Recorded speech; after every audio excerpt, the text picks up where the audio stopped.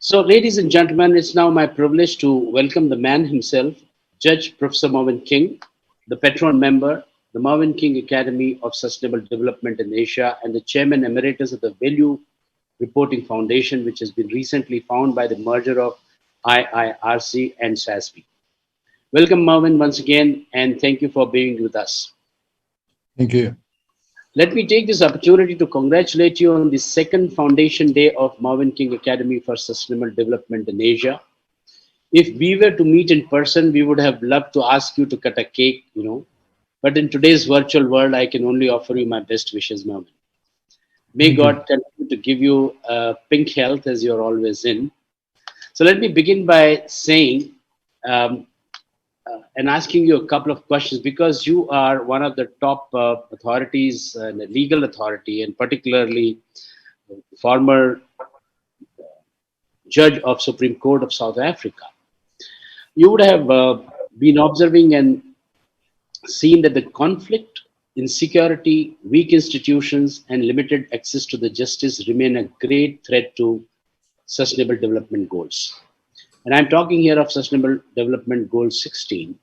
We know as one of the strongest defenders of peace, justice, and strong institutions, you have been doing a lot of work. Therefore, today we would like to speak to you about this goal number 16, which is peace, justice, and strong institutions, and why they matter. So my first question to begin with for you, Mervyn, is how can governments provide access to justice for all and build effective, accountable, and inclusive institutions at all levels? Your thoughts, sir? Thank you for this occasion, Mahendra, and organizing it. Thank you to all the contributors.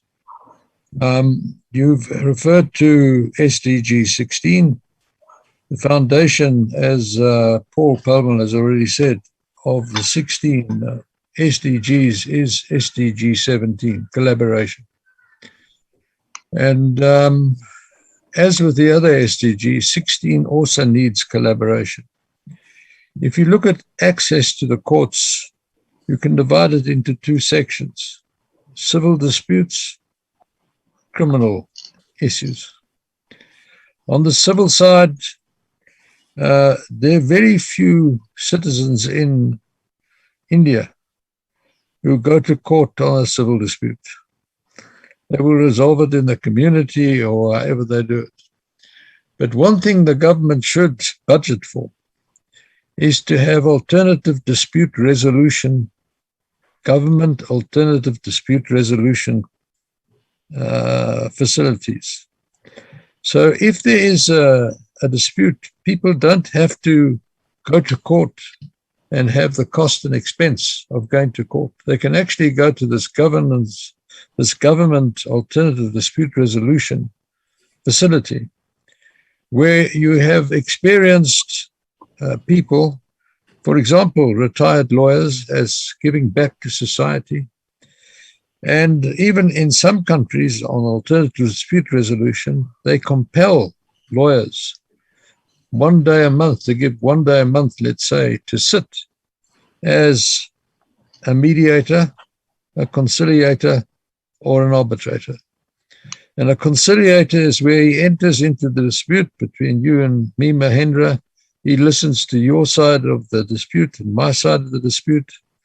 And then he actually enters the arena and starts talking about both your side of the story and my side of the story, and recommends a way to settle this dispute.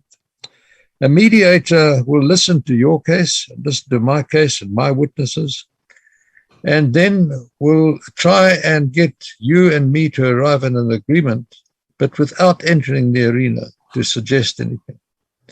An arbitrator sits as if he were a judge or a magistrate. Here's your evidence, here's my evidence, and actually gives an arbitral award, which can be made in order of court and executed against. So that facility is absolutely important for small civil disputes. And by small, every country has got to work out what is small in the context of its community and its country. So in your country, you would work out a dispute below a certain amount of rupees, I would imagine. But the bigger companies, like Tata, Godrej, etc., actually have a duty to make sure that they don't bog down the courts with large civil disputes. How do they do that? They introduce into their supply contracts and their employment contracts alternative dispute resolution mechanisms.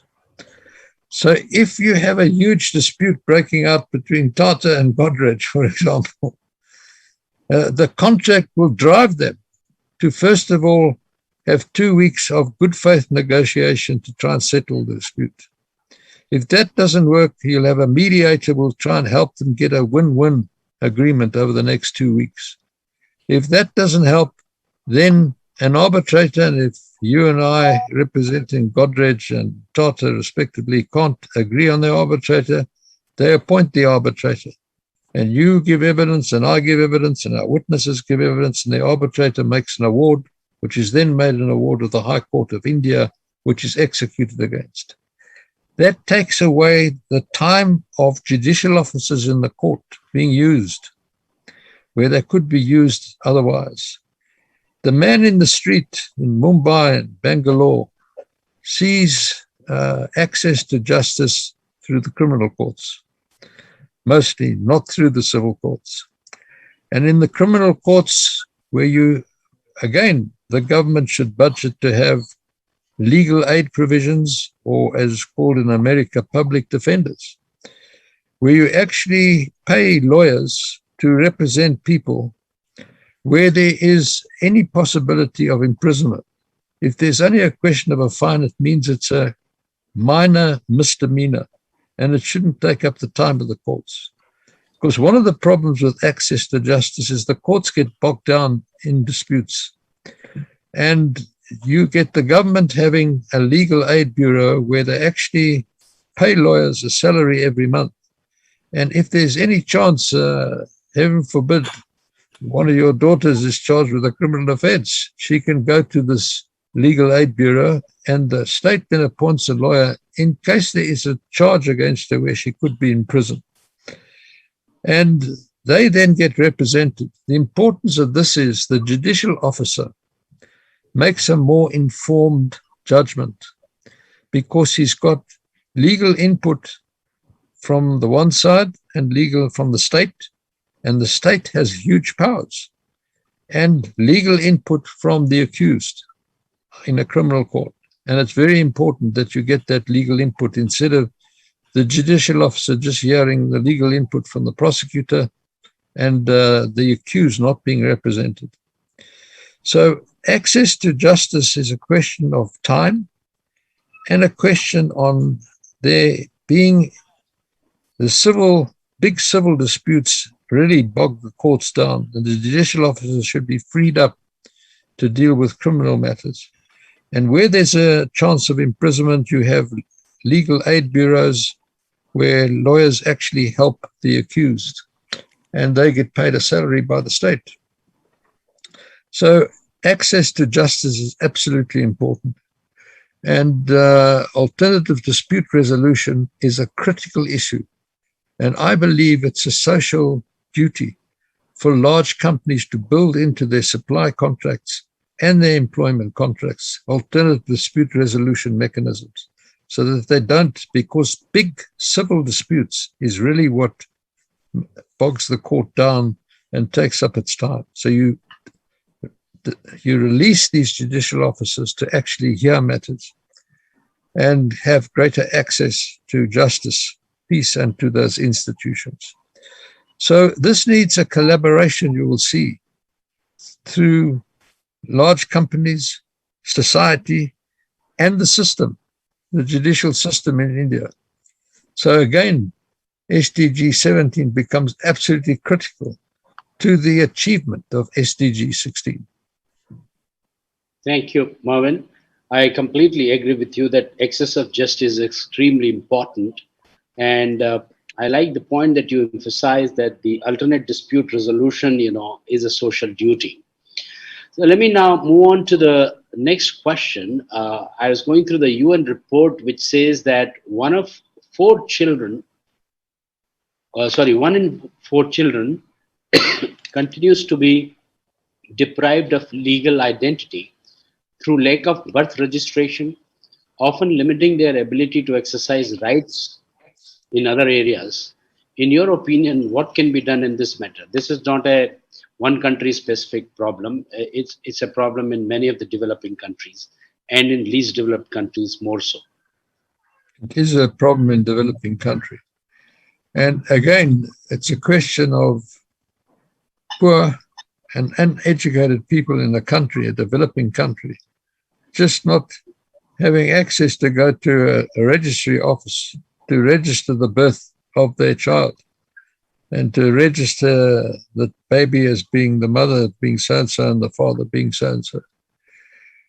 One of the things that why I personally have confidence in the future of India is a huge progress in technology. There are very few people who are not online in India today, even the impoverished. And as I discussed with some of your corporate leaders when I've been to Mumbai, as you know, several times, is I want to quote him. It's very difficult to pass a brown envelope online. And so when you get this corruption really is being squeezed in India as you become more digitally competent nationwide. The same thing, the registration of the birth of a child should be done digitally. And online, if a child is born and let's say the parents don't have an iPhone or don't have access to some instrument to get online and on the internet, they will know someone who does. They can go, excuse me, to a person to actually online register the child.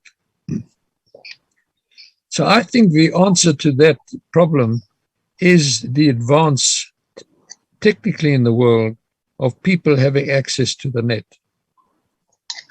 And more, the same as now the question of vaccination.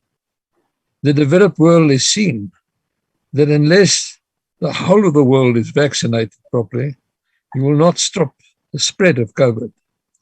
Unless the whole of the world becomes online, you're not going to escape these unfortunate societal things, such as the one you mentioned, the non-registration of a new child born on Earth, planet Earth. And I think the advance of technology is going to help with these hardships. And it's going to help also in when it comes to corporate reporting. Because we all know that if you and I are directors of a company listed on the Bombay Stock Exchange, we've got a supply chain.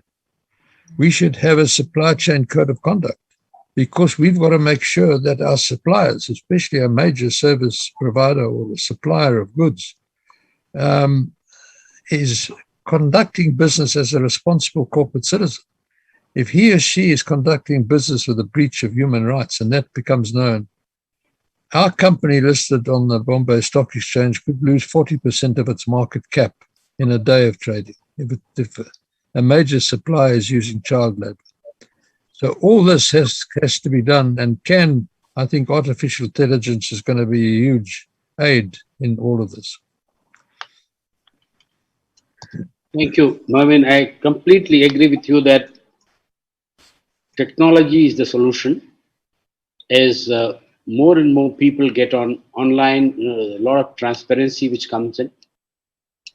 And in India, of course, the adoption of technology has been very fast. Particularly one of the advantages during this pandemic, though it's not positive to say so, but pandemic, if it has brought one of the biggest advantage to India is to onboard a lot of, rather millions of people from the poor strata to get online in terms of making online payments.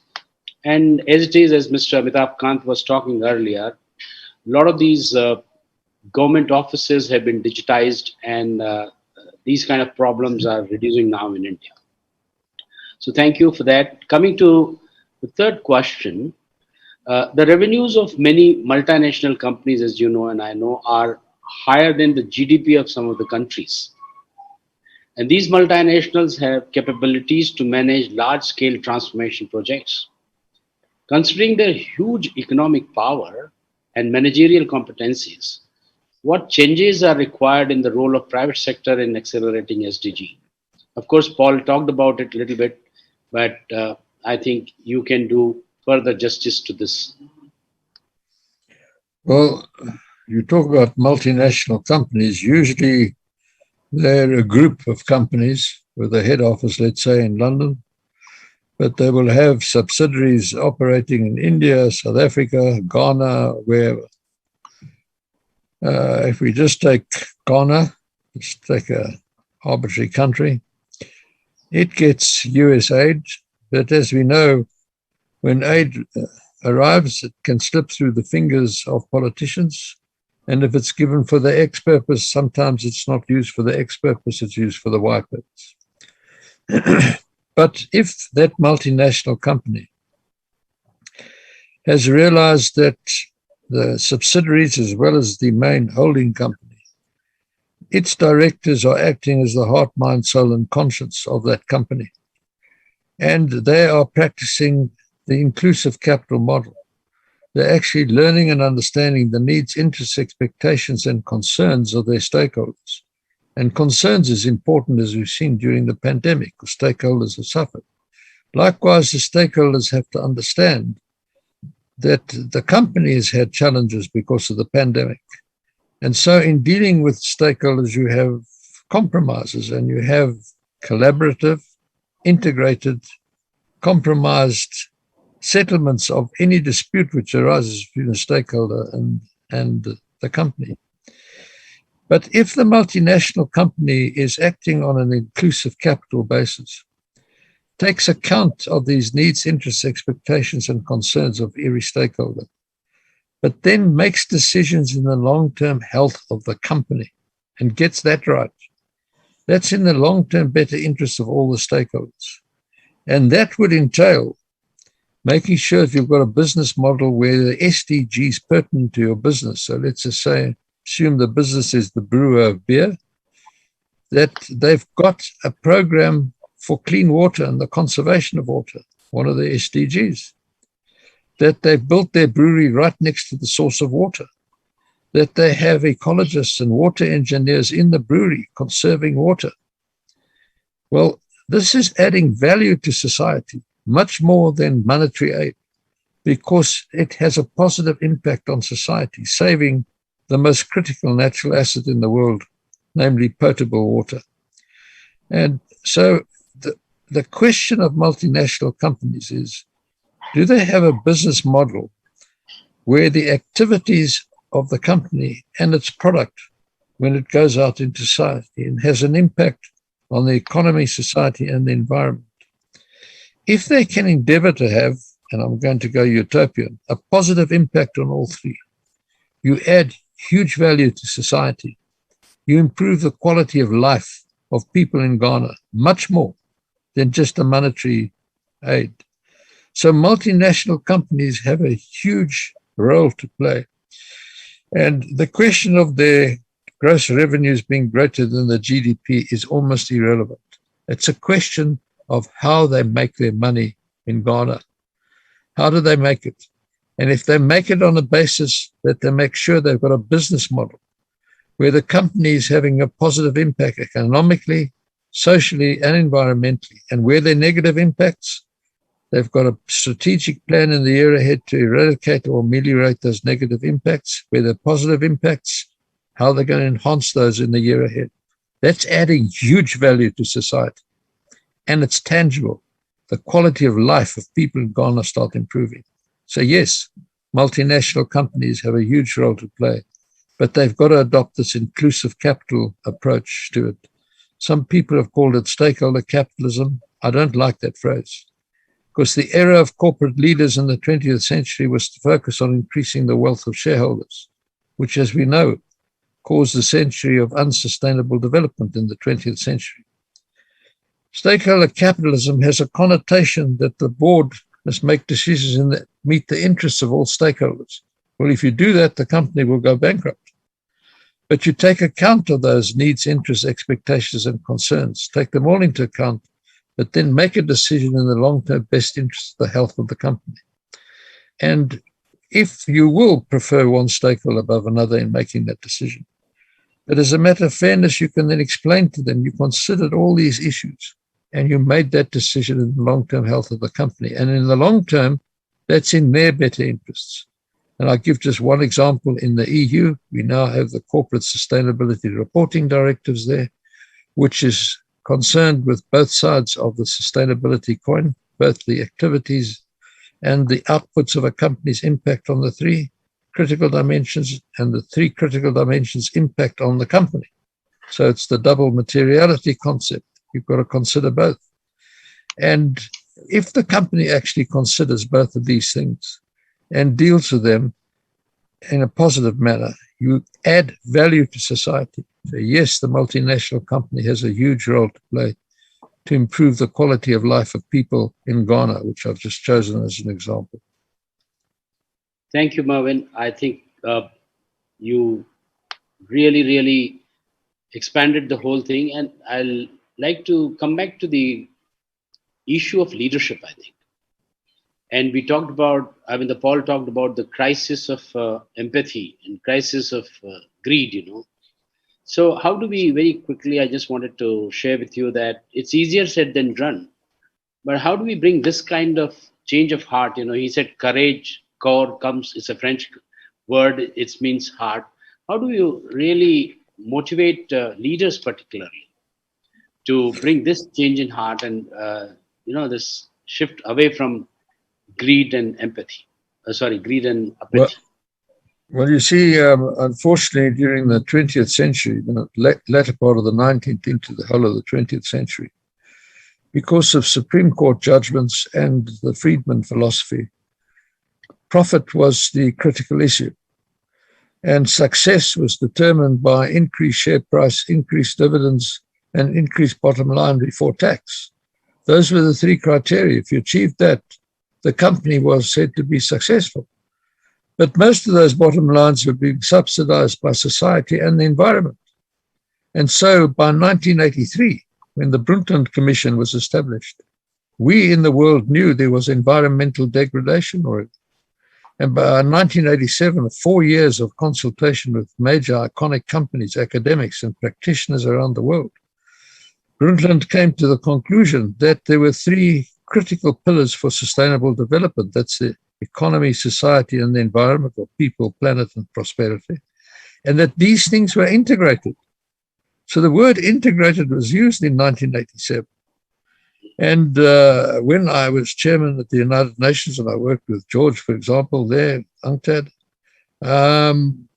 it was, environment and sustainability issues were uppermost in the mind of agencies such as the United Nations Environmental Program. And then the analysis on the stock exchanges of the world showed that moving into the 21st century, only about 20% of the makeup of the market cap was represented by additives in a balance sheet according to financial reporting standards. And so the GRI was created to try and give guidance on reporting on that other 80% and now standards, the GRI, and to actually report on it. So what leaders have to realize is, corporate leaders, especially directors, that they are the heart, mind, soul, and conscience of a company. The company has none of those things. The company is an incapacitated artificial person. And as I said earlier, the company is always innocent. And I've made that speech which has gone around the world. The company is an innocent, incapacitated person. When something goes wrong, the wrath of society must turn against its corporate leaders, not against the company. And therefore, that's why I started the Good Governance Academy, to marry SDG 4, quality education, with SDG 17, collaboration. And I've got collaboration from the great institutions and the great universities and business schools around the world.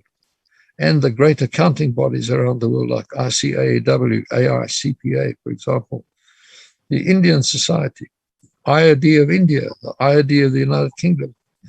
So when I have a colloquium, our next colloquium is on the 18th of November, and the thesis is corporate reporting is not what it used to be. I will do a summation of the speakers and the international speakers, and it will go to my support members and it goes to their members. It will go to 5 million accountants and directors and professional people in 131 countries, that summation. And what am I doing? I'm educating the educators to make sure they're teaching young people who come out, MBAs, CAs, and lawyers, that what people are learning on the job about changing their mindset of driving a company just to make profit, that was never the intention. You've often heard the phrase that society is the licensor of the company, but the company was created by society for society. It's an instrument to improve the quality of life. It's the instrument that is used for raising capital and creating jobs. It is the most important citizen in India, in Ghana, and in South Africa, in developing countries and developed countries. And it is the medium through which business is conducted. So it's absolutely important. I couldn't agree more, Mervyn. Thank you. We have Nasser, abruptly here to stop, when Mr. Amitabh Kant came in. Nasser, can you hear us? Can you come in? Yes. Hi, Nasser. You sit on so many companies' boards, Nasser, and you've also been involved with many non-profit organizations. You have been one of the founding members for the Indian Institute for Habitat, or in fact, human settlement and all. So any thoughts that you would want to share with Mervyn, or ask him a question? Because you being the Global Advisory Board of Arts, I cannot let you just be quiet participant. Oh, Lord. Mervyn, thank you very much for that, for those thoughts that you just made. They're so profound, and I think so necessary. But one of the things that really incenses me, because I really play a role in the NGO sector, the Arkan Role Support Program and the Arkan Foundation, and we are very, very active in 4 states and 2,000 villages. So we have, and this has been over 30 years. So we have had a huge experience of what happens at this level and our contribution there. But one of the big things that I have sort of been very fascinated by is the partnership and collaboration role. Today, for example, CSR funding is helping a lot of NGOs on the ground put programs, meaningful programs for people who really need them. But I see this as pinpoints, because most companies will only do it in the areas around their factory or their plants, et cetera, and communities very much around them. It is not going beyond that. And the issue now is, for me, that you cannot have the state of development in India at this pace, because in 15 years, we will have not made much of a difference. So I call it the 3 S's: speed, scale, as well as sustainability. So in a sense, how do we get speed and scale of activity? Now, this could be for the SDGs as well, and how companies actually work with civil society institutions. They don't do it themselves. They go and find a civil society institution which is going to implement. And today, the civil society institutions are under huge pressure, legal, technical pressure. It's not easy for them to sustain themselves. Their endowments are strained. And under CSR, you cannot give them money for the endowments. You can't strengthen the institutions. You can only put money where the programs are. So in a sense, what I'm coming to say is that at the end of the day, the institutional definition of partnership and the way those partnerships can go from speed to scale is very important. And actually the another S that I could add to that is simplicity. Because as you have to create the solutions that are profound but simple, because if they're not simple to implement, it's not going to happen. It's not going to happen at speed and scale. And there are enough examples of what can happen on the ground at speed and scale, which are not happening today.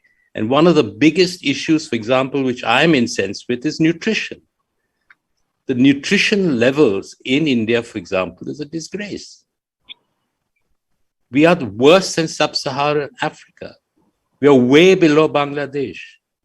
So there's a huge agenda here. This is basic nutrition.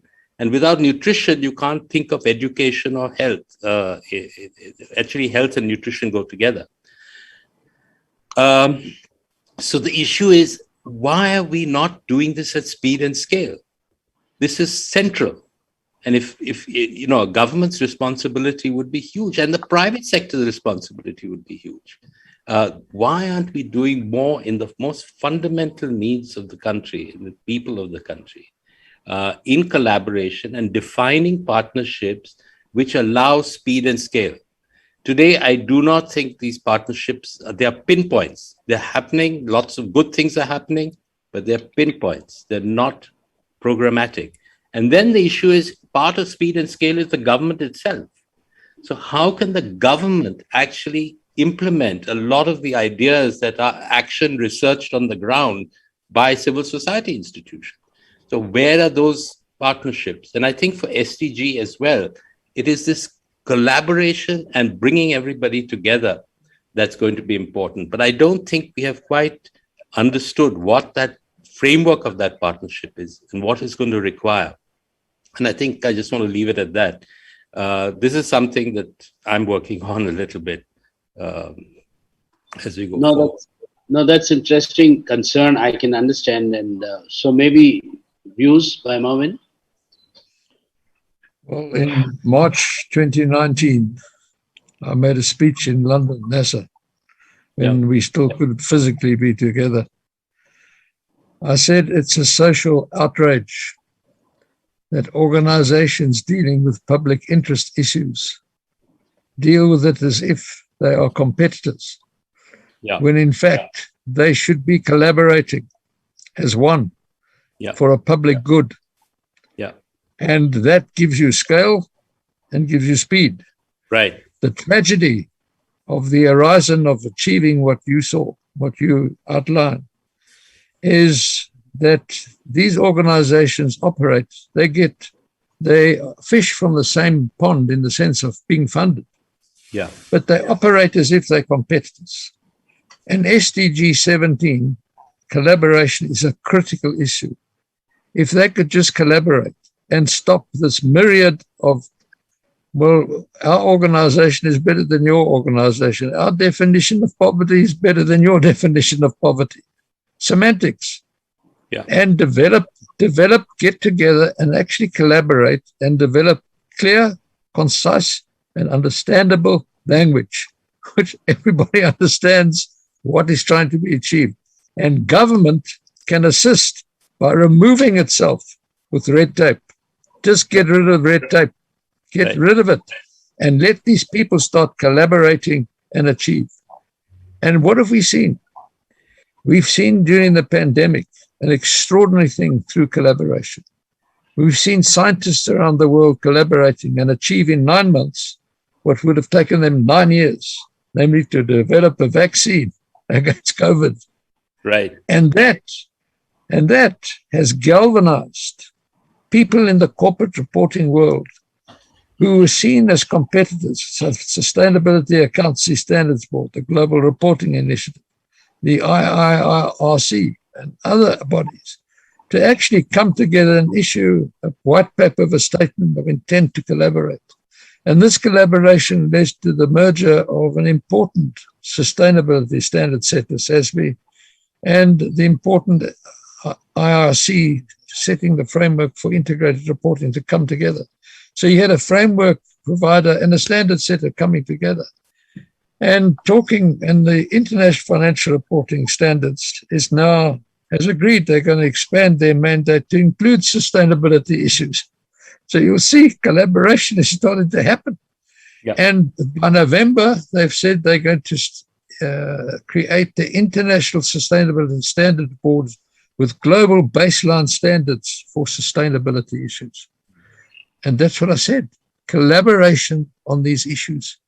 And I said to them, we've got to make sure it's in clear, concise, and understandable language, because it has to be assurable. It's already well NASA and Mervyn saying X and Y in reporting, being accountable, but you need assurance of an independent third party on what NASA and Mervyn have said in accounting. So it's got to be in language which is auditable. And that's why I've urged the task teams that are working now, as you and I are talking, to work together, which they are, with the IAASB, the International Auditing and Assurance Standards Board, to make sure it's in language that you can have a global baseline sustainability report, which will have reasonable assurance from an external auditor. So the short answer to your question is, it's a social outrage to continue carrying on instead of collaborating, coming together and developing something in clear, concise language, getting rid of red tape and really getting on with the job. Right. I totally agree, Mervyn. And that's exactly what incenses me as well. So thank you, Mervyn, and thank you, Nasser. I think it has been a great interaction. As always, Mervyn, I wanted, because this part of the world, most of the people have looked up to you for governance, board-related issues, sustainability, corporate reporting.